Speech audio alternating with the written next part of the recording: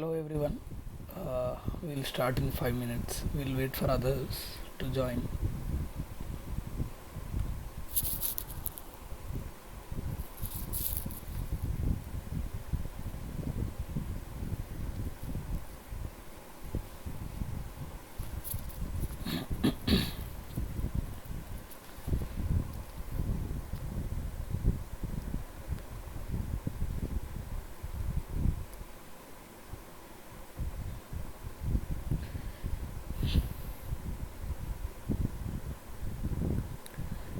Shall we start the class?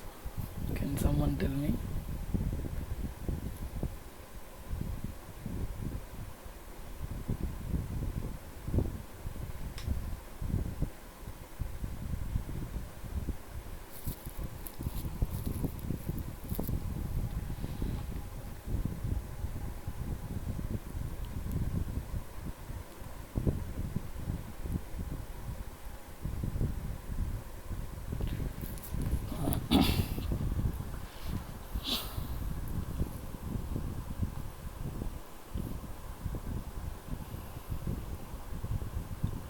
Okay, let me start the class then. So today we will be discussing about earth pressures. In the initial classes we have already discussed what is earth pressure and what is retaining wall and all. But again I will repeat briefly and then we will enter into the problem. So I'll be sharing.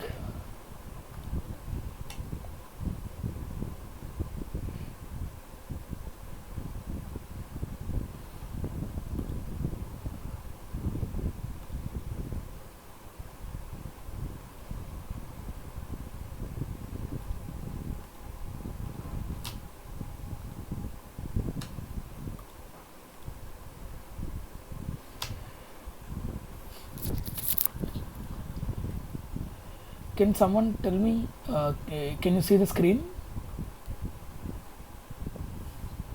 Now can you see the screen?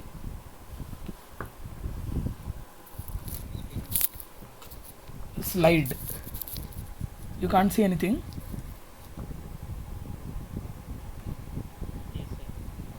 Can you see? What is there? Can you read out one, just any sentence?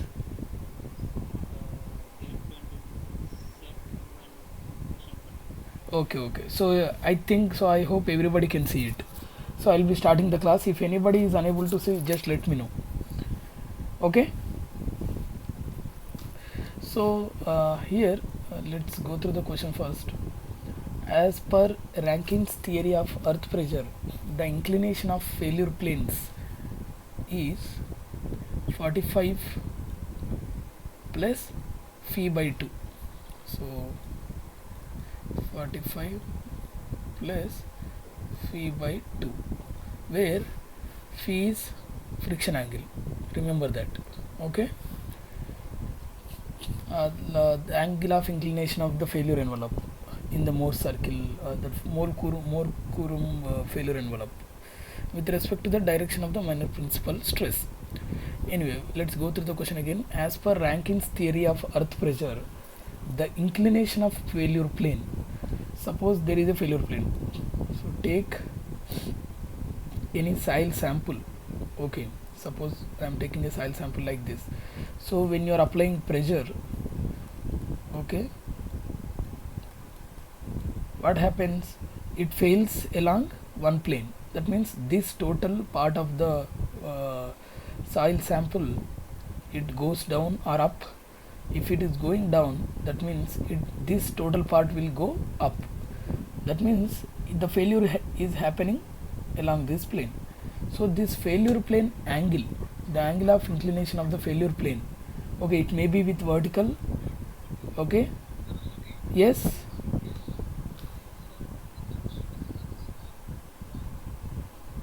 so at least can you see the slide on which I am writing? Yeah, first slide only, but on that slide I am writing.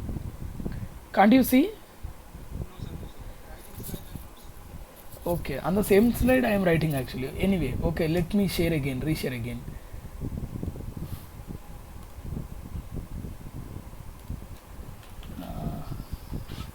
just a minute.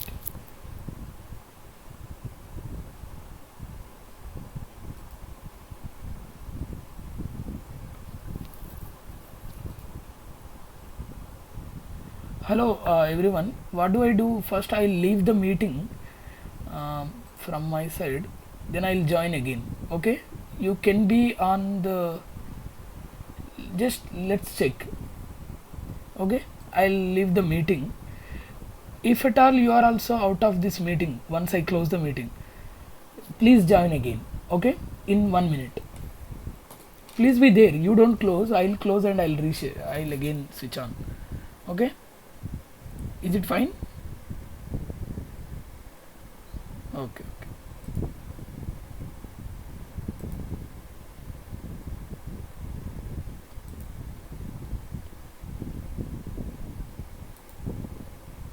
So I hope you can hear me now. Can you? Yeah. Let's check the sharing part. Okay.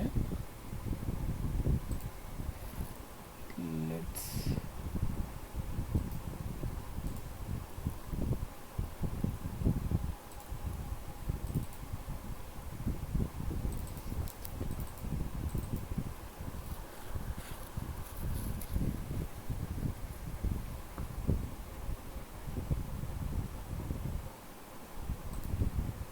Let's try. Okay.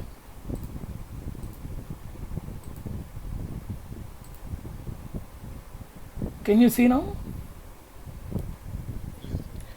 Can you see the diagram which I have drawn there? Yeah, this part. Can you see this part? Yeah. Anyway, so I'll be repeating the question. As per Rankin's theory of earth pressure, the inclination of failure plane is phi by 2, 45 plus phi by 2, 45 plus phi by 2, whereas this is phi is friction angle. Okay, so this inclination of failure plane, what I'm saying is that when you take the sample, when you are applying some loads like this, okay, what happens? It fails into two parts. Along one plane it shears. That plane is having some inclination to horizontal line and vertical line. Okay, so he is saying that angle is 45 plus phi by 2 with respect to the direction of the minor principal stress. You remember this. This is the inclination of the failure plane is 45 plus phi by 2 with respect to the direction of the minor principal stress. We don't know what is the direction of minor principal stress. Let us say minor principal stress is acting in this direction, then failure plane will be in this direction, and this is 45 plus phi by 2. That is what he is saying. The above statement is correct for which one of the following options? So let's see. Only the active state and not the passive state. See, it is all about the earth pressure. In earth pressure we have already discussed one day that what is active state, what is passive state, what is active earth pressure, passive earth pressure. Anyway, I'll go through them again briefly now. So now let's read the options. Only the active state, not the passive state. Only the passive state and not the active state. Both of them, neither of them. So those are the options. So in which state this inclination of the failure plane is equal to 45 plus phi by 2 with respect to the direction of the minor principal stress. Okay, let's see that how it is. So now let me draw a retaining wall. Okay, so let us say this is retaining wall, this is earth material. Okay, and this is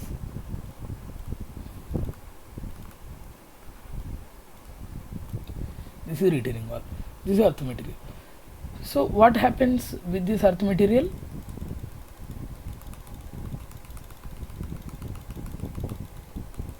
This earth material applies some pressure on this retaining wall. This is retaining wall, let us say, right?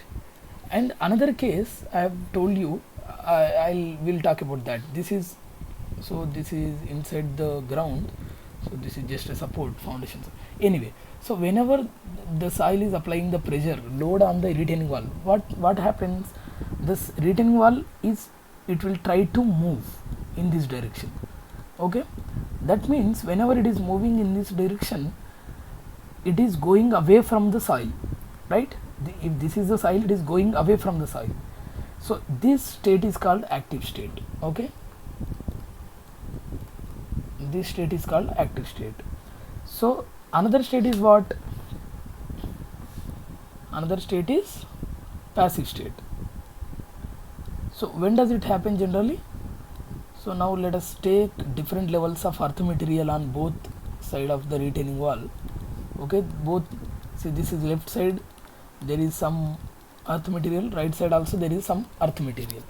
Now this is retaining wall. So because of this earth material, it will try to move in this direction, right? Because the more pressure is on this side. So whenever this is moving in this direction, compared to this soil, with respect to this soil, what is happening? This retaining wall is moving towards, okay, towards this soil, towards this soil. So that, let us draw this. Okay, suppose retaining wall is moving in this direction.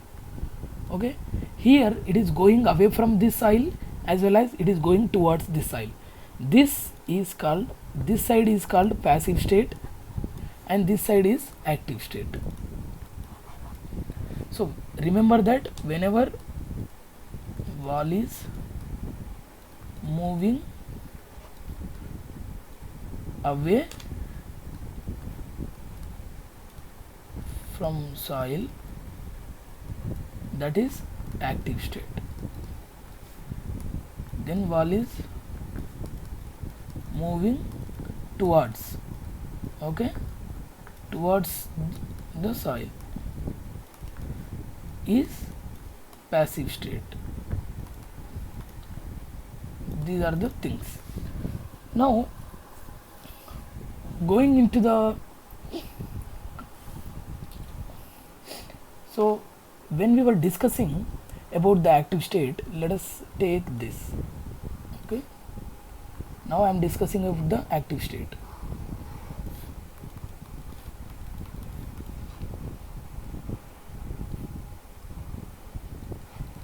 Okay, now in this active state, this is moving away from the soil, so I am talking about only active now. Okay, now let us take a soil sample.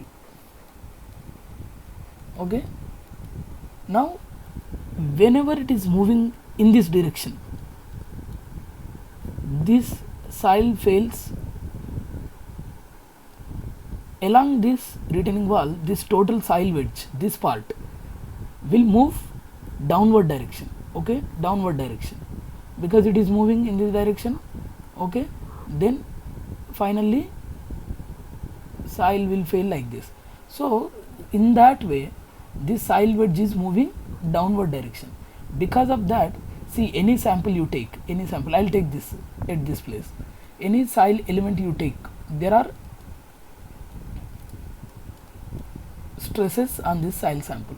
One is vertically downward and upward. If you take, see, soil is in compression. You remember, if you take any sample that is not getting extended, that means what? It is in compression now. Okay, now when it is in compression,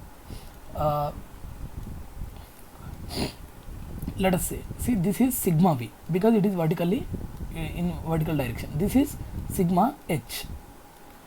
Now the concept behind, see, some people may ask me that when the retaining wall is moving in this direction, the soil, this element should be expanded. That means there should be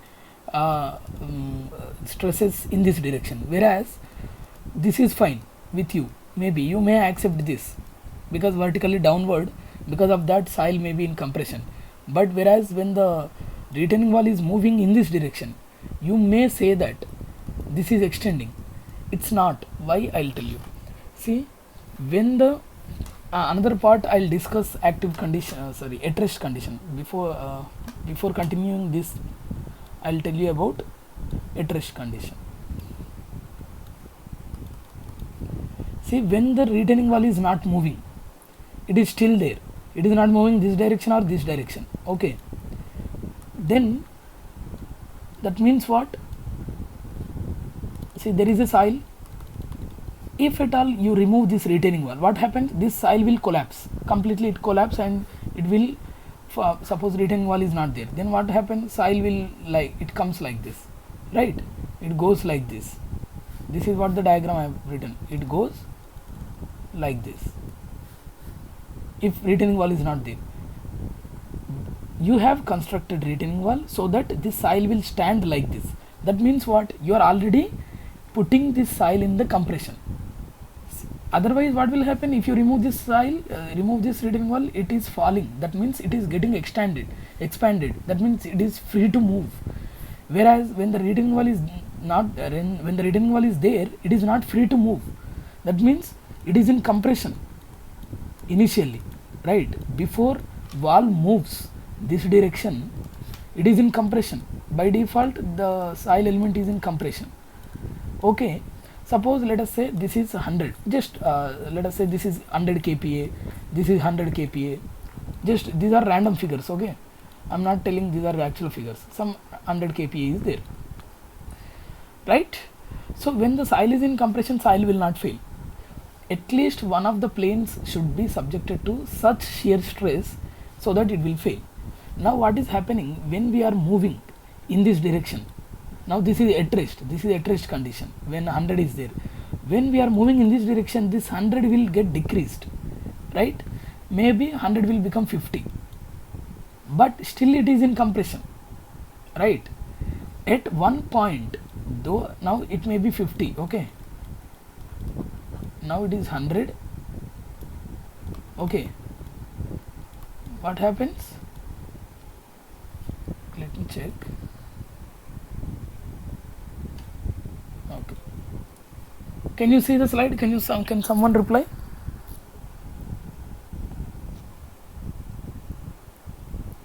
Can someone reply? Yeah. See, now what happens? Now 100 is there. See, why only horizontal is decreasing? Because vertical, there is no pressure which is applied vertically. There is no extra load, extra surcharge. Because of that, 100 will be 100. The only change happens only in the horizontal pressure. I told you in the initial classes that the change in the earth pressure will happen only in horizontal direction. That means only sigma h will change, whereas sigma will not change. Sigma will always be constant. Now these are random figures. See, it may be 120. I am not saying that all should be equal initially. It may be 100, it may be 120. But at the end, what is happening when it is moving away from the soil? This 120 has become 50, but it is still in the compression, right? At that point, this soil may fail. Okay, that is the reason why I have taken compression, all compression. Now this is sigma h, this is sigma v, right? See, and one more thing I have discussed in the previous class, that the collaboration between the Mohr circle and the earth pressures. I'll draw them now. Okay, so this is what. Now suppose this wall is moving in this direction. What is that? That means passive. It is in the passive condition. At that time also, this sigma h will only change, but instead of 120, now it will become it will increase instead of decreasing. Let us say 150. It has become 150. At that point again soil may fail, okay, due to changes in the stress. But the change happens only sigma h. That is one thing. And second thing is, whenever this wall is moving, sigma h will increase. Whenever wall is moving this direction, sigma h will decrease. That's it. But finally element is in the compression only, all sides. That is what you have to remember. Now going to the Mohr circle. Okay, going to the Mohr circle.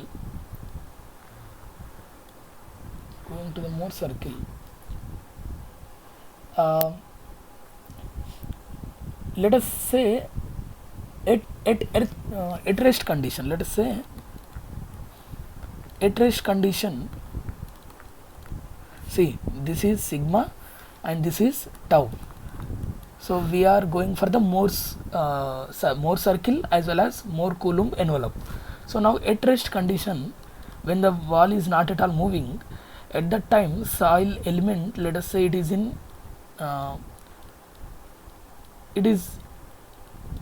let us say sigma v sigma h.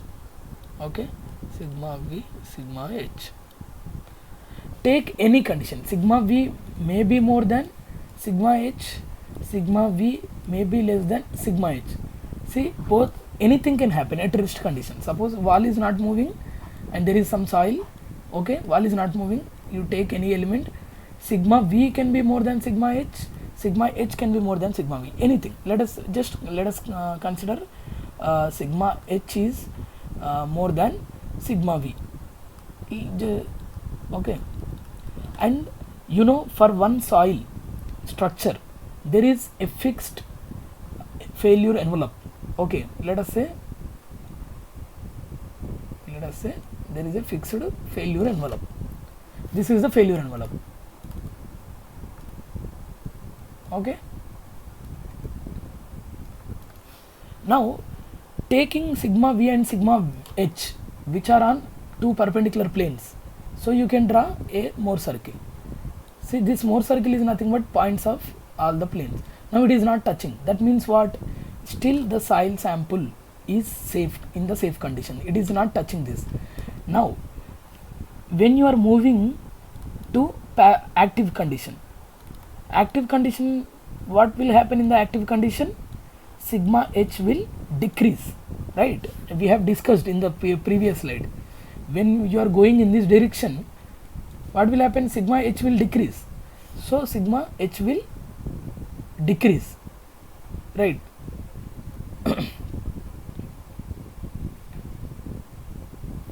So I should have drawn from this side. Okay, let me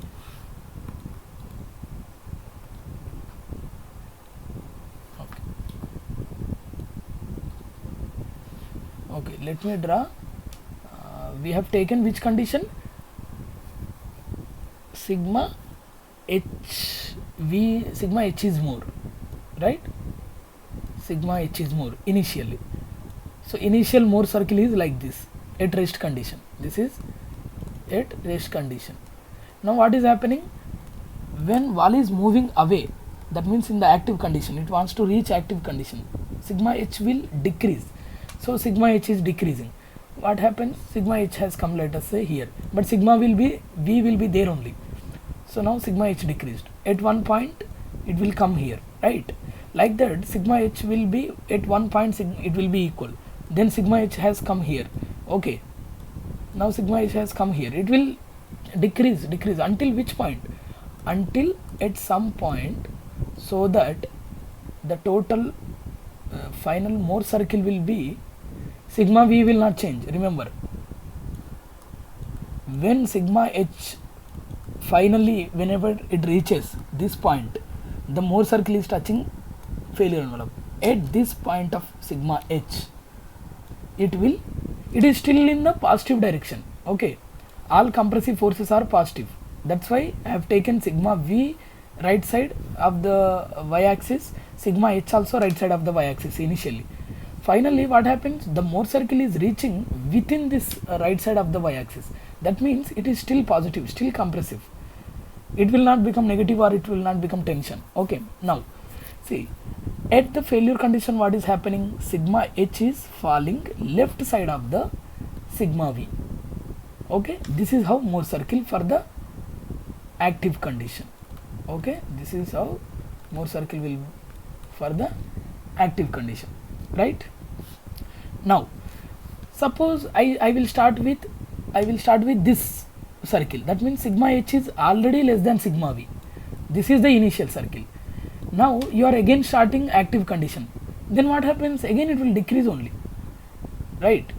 From this circle to this circle it will reach. At the end, for active condition, sigma h will always be less than sigma v for active condition.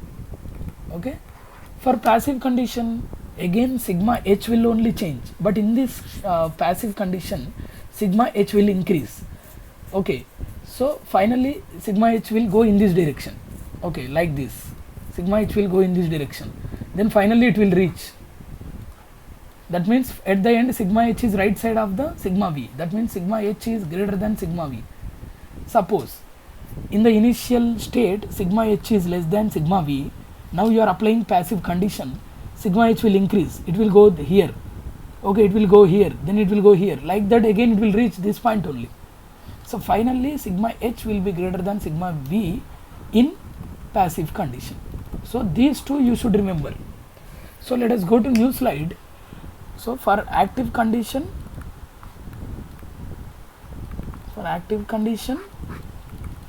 sigma v is greater than sigma h. For passive condition, sigma h is greater than sigma v. These two are the things. Now let us take soil element. In the soil element, sigma v is always vertical, of course, sigma h is always horizontal. Okay. Now whenever whenever you take the retaining wall and the soil element behind it, the soil element and the vertical plane, this one, and a horizontal plane, these two are always principal planes. Remember, principal planes. Why? Because there are no shear stresses. These two are, this is principal plane and this is principal plane. Why? Because no shear stresses. These are the, you know what is principal plane now and what will be there in the active and passive condition, and what you have to find out. Here the question is asked. Okay, we'll draw first. We'll draw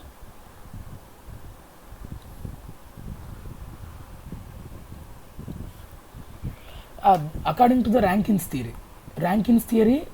It is for cohesion less soil. That means phi will be there but cohesion will not be there.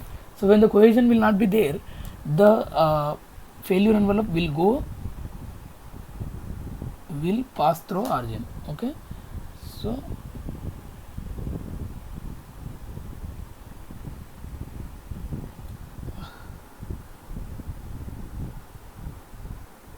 okay, let us say this is the Mohr circle at failure. It is touching this failure envelope. Okay, this is friction angle, right? And C is 0. That's why it is going through the origin. And what is this? This is tau. This is sigma, and this is Mohr circle. Now, what are these? Here some sigma will be there, but tau will not be there, right? Here also some sigma will be there, tau will not be there. Now, let us say we'll go active condition first. Okay, we'll do this active condition first here. So for the active condition, what is less? Sigma h is less than sigma v. Now tell me, this should be sigma h because sigma h is less than sigma v. This should be sigma v, right? Now, so I am taking element. I am taking an element. So sigma is like this, sigma h is like this always, but in this condition, active condition, sigma v is greater than sigma h. That's why sigma h is here, sigma v is here, and I want to find out the pole. You might have heard what is pole. This is to find out the plane of failure plane angle. To find out the failure plane angle, you want to find out the pole. So how to find out the pole, I will tell you now. So what you have to do is, you know the 2 points, right? And you know where does it act. Say sigma h will act on vertical plane, right? That's why you draw one vertical line through sigma h. Okay, I am drawing one vertical line through sigma h.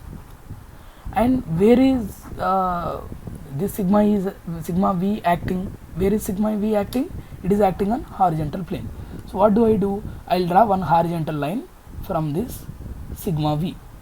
Now these two lines, whatever lines I am drawing, these two lines are interacting this point, at this point, that is called pole. Okay, you remember, this is called pole.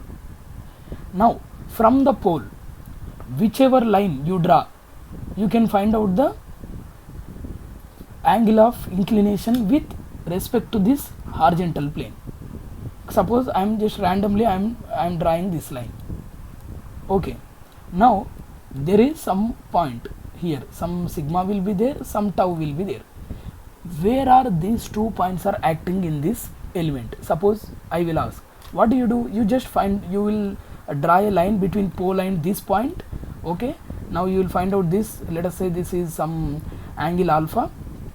Okay, this alpha you will calculate, you will say, you will draw one line alpha, and this is the plane you will say in this sample. That is how pole is used. Now, so this is the failure point because it is touching this Mohr circle at this point. So let us say this is F point. How to find out the angle of inclination of the plane on which it is acting?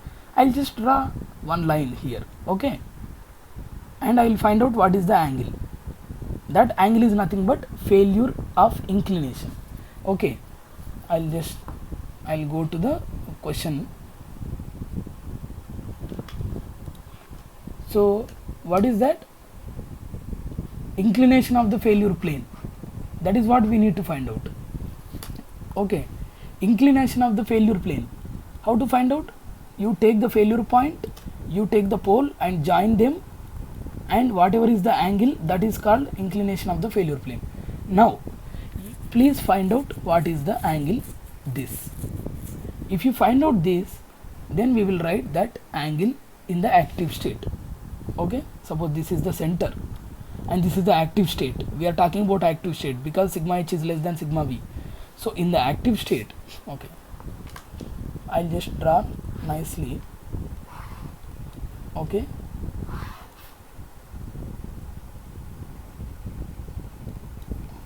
this is sigma h, this is sigma v, and this is failure point. So now this is the angle which we need to find out. Okay, in the active case, what do? I'll just denote it by angle in the active state. Okay, so how much is this? We know this is friction angle, right? Like this, and this is center, let us say this is O. Okay, can you tell me what is this angle? Somebody, if this is friction angle phi, what is this using this trigonometry? Can you tell me?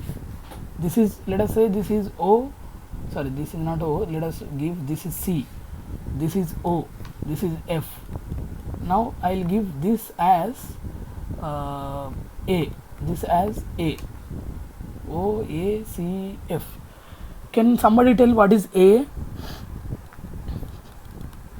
Angle A. Or what is that? Nothing but FAC. What is FAC? You may not be knowing the proof, but you can tell me.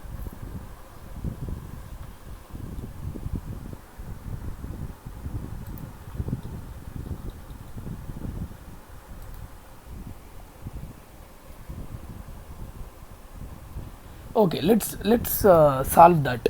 Okay, let's solve that. What is that? See, this is friction angle, and we know this is tangent and this is radius. Okay, because it is starting from the center, this is radius. So, and this is the line between the point of intersection of circle and tangent and center. So it must be 90 degrees. Okay, if it is 90 degrees, then what is this? This is 90 minus phi. So in this big triangle OC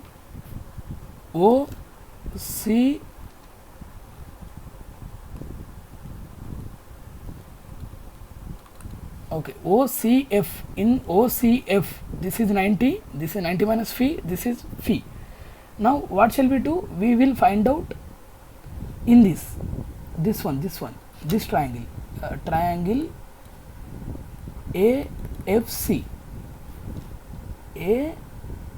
AFC. So this is one angle, this is one angle, this is one angle in that triangle. Now we know this 90 minus phi, we don't know this AA, that is what should be found out. And what is this? If you know this, then you can find out this. The only thing which I know, this is also radius, this is also radius. That means this angle and this angle are equal. So you can write this also as AA, right? Because this is radius, this is radius. There are rules, trigonometry rules. The opposite angles of equal sides are equal to each other. So then I can, what do I do? 180, the sum of these three angles, 90 minus pi plus AA plus AA plus. So 90 minus phi plus AA plus AA should be 180. So what is the AA now? 180 minus 90, 90 minus phi, 2A, 2AA is, so it will be 90 plus 5, sorry. This is AA will be, hello, AA will be 45 plus phi by 2. Okay, this angle is 45 plus phi by 2. 45 plus phi by 2. And this is what? Which state? This is active state. Right or not? So now this plane is failure plane. Angle, this actually this plane is failure plane. Why failure plane it is? Because this is pole and this is the failure point. Whichever the line you are drawing in between that point and the failure point, for pole and the fail, this is pole, but this is pole and the failure point you are drawing, that's why it is failure plane. Now failure plane is doing how much angle? 45 plus phi by 2 angle with horizontal, right? And with vertical how much it is doing? With vertical how much it is doing? Can someone tell me? If it is 45 plus phi by 2 which is failure plane is doing with horizontal, with vertical how much it is doing?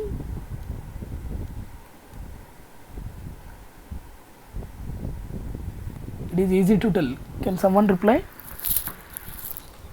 Exactly. So anyway, now let us go to the question. Sorry.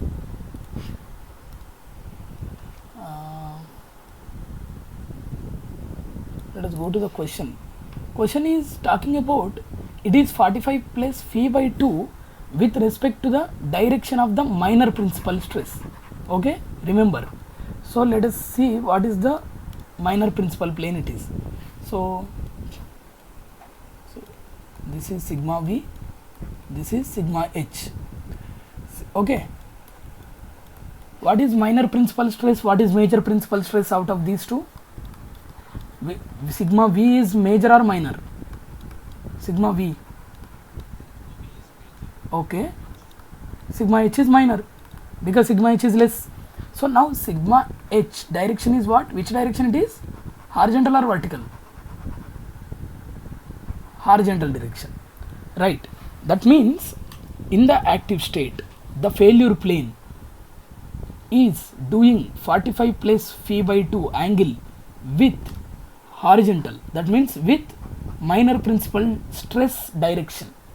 This is minor principal plane, but this is minor principal stress, this is the direction. So you can say in the active state,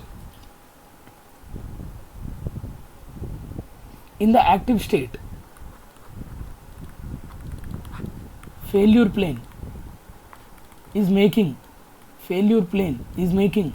45 plus phi by 2 angle with respect to minor principal plane. Okay, that is what proved. But what about in the passive state? That we don't know, right? We need to find out that. So in the passive state, sigma V, sigma H, okay, sigma H, sigma V. Now again let us draw sigma and tau. So I am drawing Mohr circle. Okay, so as we know, in the passive state what happens, see, this is done. So in the active state the given question is correct, but in the given question, whether it is correct or not for the passive state we don't know, we are just trying that. So now tell me whether this is sigma V or this is sigma V. Which is sigma V out of these 2 points? Let us say this is point 1, point 2. Which point 1 will be sigma V, because sigma V is lesser than sigma H in case of passive. So now this is the condition of the Mohr circle, right? Now sigma 2, we will find out the pole. Where is the pole? For pole we have to draw the 2 vertical and horizontal lines. So let us draw first sigma H. He is here, sigma H is acting on vertical plane, so I will draw a vertical line here. Okay, I will draw a vertical line here. And sigma V is acting on horizontal plane, so I will draw a horizontal line here. So both are intersecting here, that means this is pole in this case. So now what is failure point? This is failure point.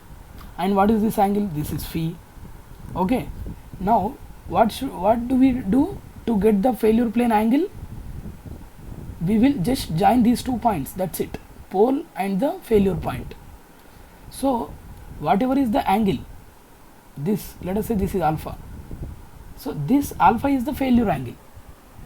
Okay, now how much is this? How much is this angle? What is alpha value? Sorry,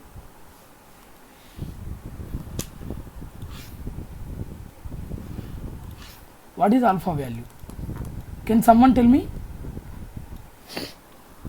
Anyway, let me connect this. Okay, let me connect these 2 points. Let me give 1.2 and F. What is this angle? Can someone tell me what is this angle? 90 degrees. Why?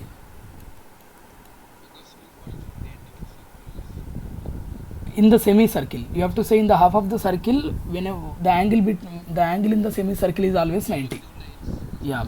So if this is 90, can you tell me what is alpha?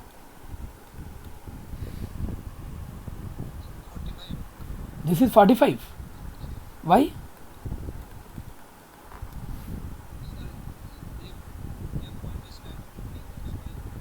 So always it is 45. Can't it be 30-60 or 60-30? That is fine.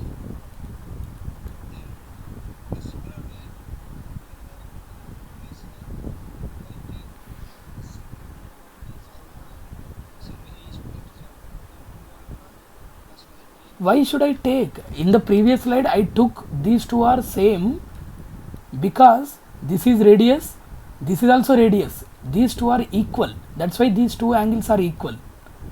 Okay, then I could find out what is AA. But here I am not saying these 2 are equal, I can't even say, because this is not even radius, or this is some chord, this is chord. It is simple. See, this is phi, we already found out what is this. This is 45 phi by 2 in the trigonometry, this angle, right?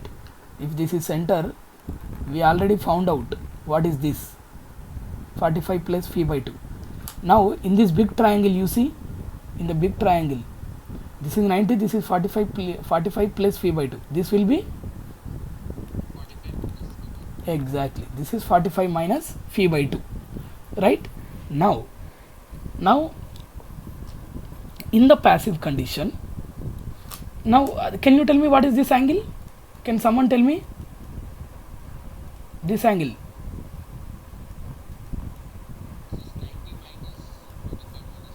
So finally what is this?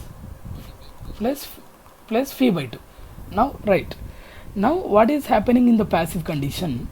This failure plane is making this much angle 45 plus phi by 2 with vertical plane or with vertical direction, right? Now let us see what is minor principal stress here in this. What is minor? No, what is minor principal stress in this passive? Sigma V. What is the direction of the sigma V? Vertical. So this is also vertical. Okay, this is minor principal stress direction in this passive case. So what is happening? Again, in the passive condition also, failure plane is making 45 plus phi by 2 with respect to minor principal. Okay, ask me.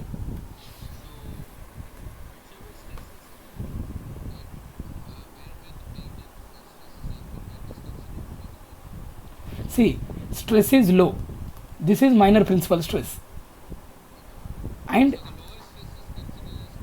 yeah, out of these two. Yeah.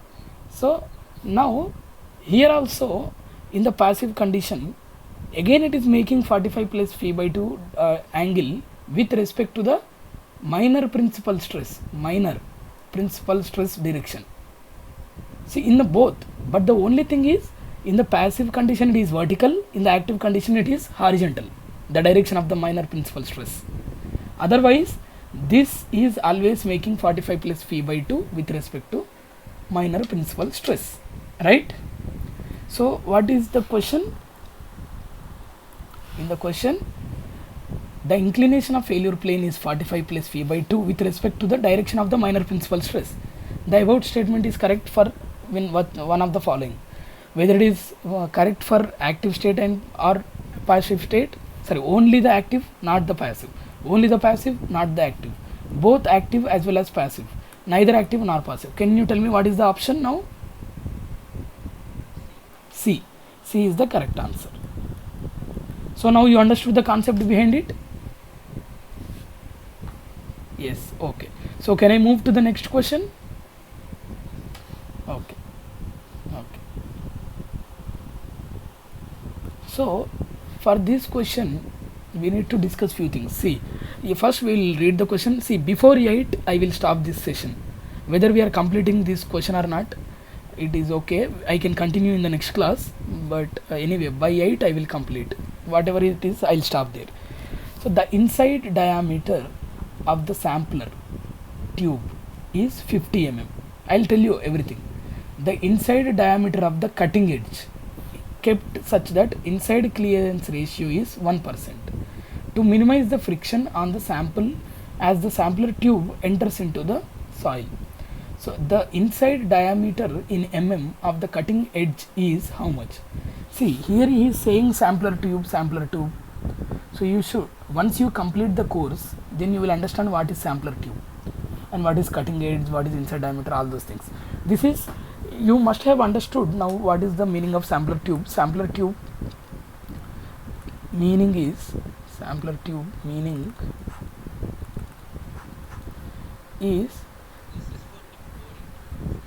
it's like to collect a sample, we will it's like not you can say that it is boring tube. It is suppose you take a soil. See, this is the ground. What do we do? A hollow cylinder, which has sharp edge at this point, like this, there are sharp edges, then that is sent inside like this, then it will be sent inside with some pistons and all, some hydraulic jack systems. Then at the time what will happen? Soil will be there inside, soil will be entering, it will cut soil and it will take a soil which is in terms of solid cylinder. Now after taking the sampler, which is the steel tube, hollow cylinder, this is, so after taking out, inside completely soil will be there, soil is filled, that soil is taken out, the soil looks like this at the end, because it is so solid. This is the soil which will be taken out at the end from this soil sampler tube. On this soil we conduct laboratory tests.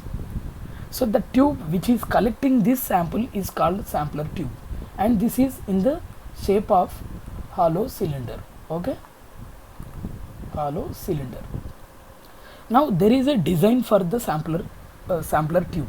You can't just design taking some thickness, taking some edge. So that there are three things which we need to consider while designing the sampler tube. I will okay, let's go to the next slide. You will understand in the next slide how does it look, sampler tube, and what are the three things which we need to look at when we are going for the sampling. I already gave some introduction about the sampling, undisturbed samples, disturbed samples. Okay, see that there are two kinds of samples. One is disturbed sample, one is undisturbed sample. The sample in which the structure is also same as that of the structure when it was inside. When you are taking out, the structure of the sample is not changed inside. There is no disturbance in the structure also. The natural structure is also same. Because of that, it is called as undisturbed. If the structure is disturbed, stresses will not be same, because once you take out the sample, suppose you are taking sample from this depth, okay, some 10 meters depth. Exactly. If you apply the same stress which was there, same like that. Okay, same stresses if you apply all around when it was inside, then it is same. You can use that for shear strength properties. You find out shear strength properties on the undisturbed samples. Suppose the sample is disturbed, it is collapsed, now it has become powder.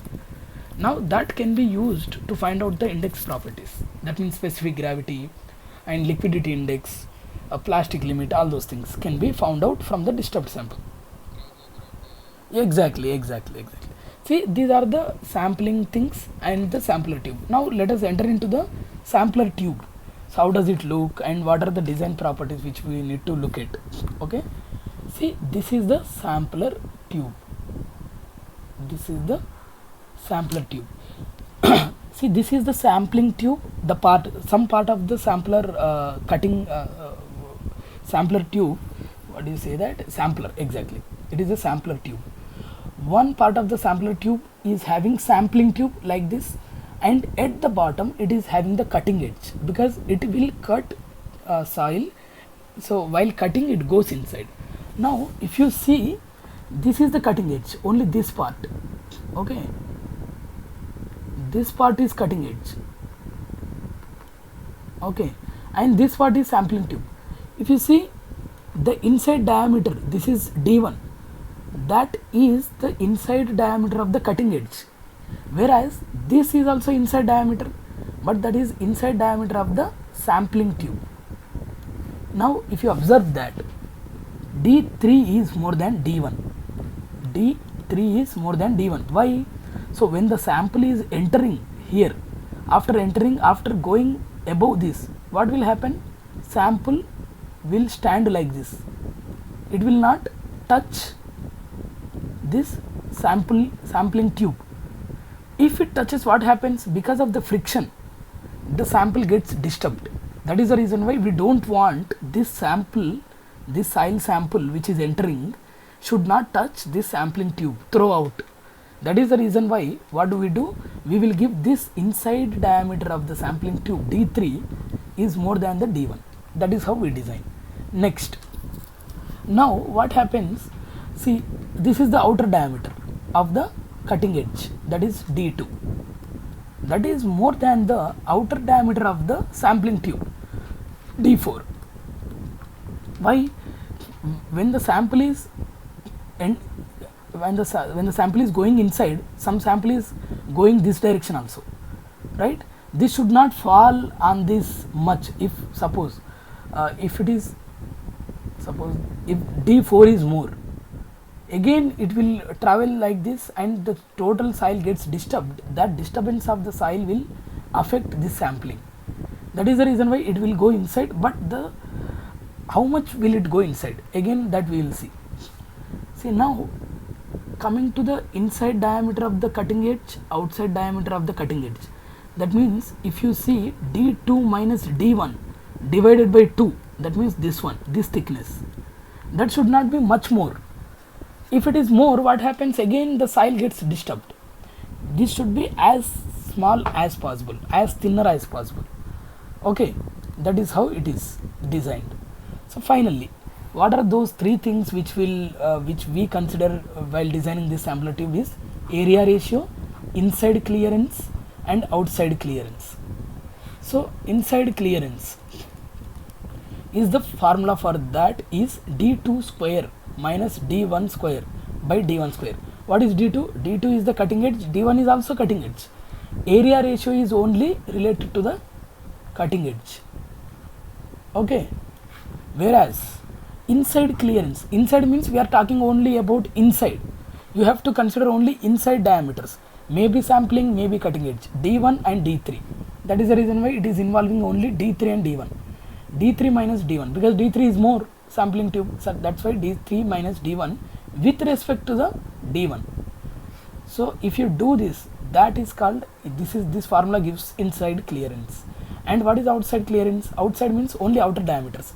Sampling tube outer diameter is D4 and cutting edge outer diameter is D2. That's why D2 minus D4 divided by D4. Whichever is minimum, you should take that. Okay. Now these are the three formulas, three things: area ratio, inside clearance, outside clearance. These three things will define the the sampler tube design. So what are the ranges? This should be in between 1% and 3%. This should fall in this range, 1 to 3%. And outside clearance should always be less than inside clearance. Inside clearance. This is the rule for the outside clearance. And area ratio should be less than 10% for soft clays. Okay. For other materials, it can be less than 20%. So these are the ranges. When you design these three things should be within these ranges. That is the concept behind this design of the sampling tube. Okay, now what is the question? So we know, now we can understand what is he saying, inside diameter of the sampler tube. So inside diameter of the sampler tube means he has given D3 is 53 mm and inside diameter of the cutting edge is kept such that inside clearance ratio is what, D3 minus D1 by D1 into 100, whereas D3 is sampler tube ka diameter and D1 is cutting edge inside diameter. Both are inside diameters only, because this is inside clearance ratio we are talking about. This is given 50, but inside diameter of the cutting edge is not given, but he has given ICR 1%. That means this is 1%. So he is asking to find out inside diameter of the cutting edge. That means D1 is to be found out in mm. Okay, so let's find out that. Okay, let's find out that. So we have been given D3 50 and we should find out D1 how much. 50 minus D1 by D1 into 100. This is the ICR. ICR is given as 1%. Okay, now tell me what is D1. Can you tell me what is D1 value? Somebody? 49.99. Okay, okay then 49.99 mm. Okay, this is how we will solve. So in this way you can find out what is area ratio also, you can find out what is outside ratio, and you can see whether they are falling within the range, right? So you do this as homework. Let us solve this thing in the next class. So with this I am completing the session. Is there any doubt?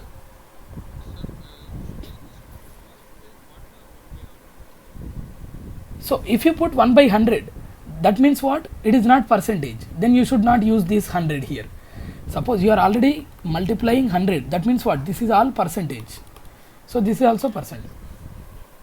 Then what is the value?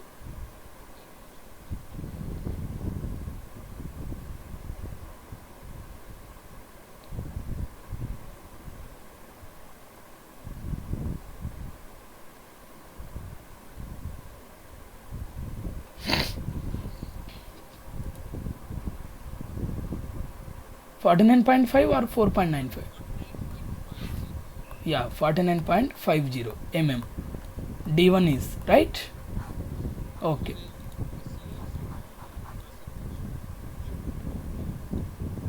Yeah, suppose you see if somebody is telling ICR is 1, just 1, okay, then what do? You don't multiply 100 here, you will just keep 1. Suppose you want to put 1 by 100 because it is in the percentage, you want to put 1 by 100 here, then you don't multiply here.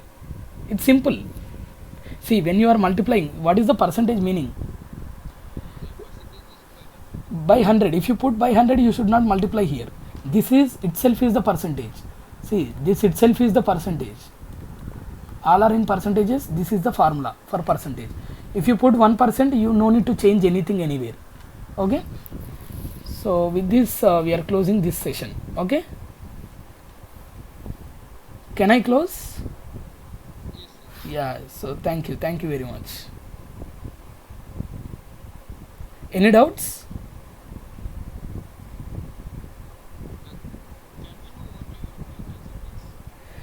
Next session I will be updating in the site, so you will be getting that.